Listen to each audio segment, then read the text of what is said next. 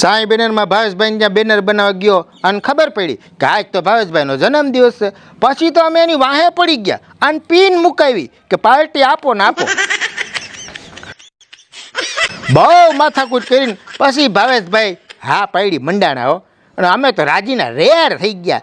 આને નક્કી કરી નાખ્યું કે હોટેલમાં જમવા જવું છે. ભાવેશભાઈએ તરત જ દુકાનને તાળું મારી દીધું.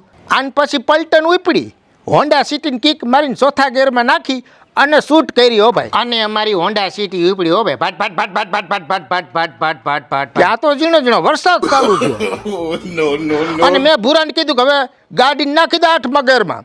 પછી તો સાઈડું કાપીને રોયલ કિચનમાં પૂગી ગયો.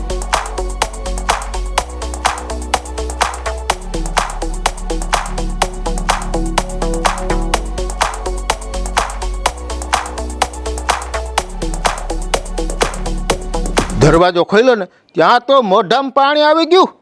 અને પછી તો ગુજરાતી થાળીનો ઓર્ડર આપી દીધો. આને ડાઇનિંગ ટેબલ ઉપર ચડી ગયા હો. અને એક કોળિયો મોઢામાં મૂક્યો ને ત્યાં તો ટાઢક થઈ ગઈ.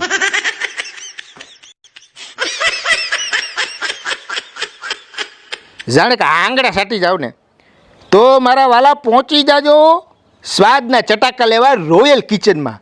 અહીં તમને ગુજરાતી થાળી, પંજાબી થાળી, ચાઇનીઝ અને સાઉથ ઇન્ડિયન ડીશ પણ તમને મળી જવાની છે.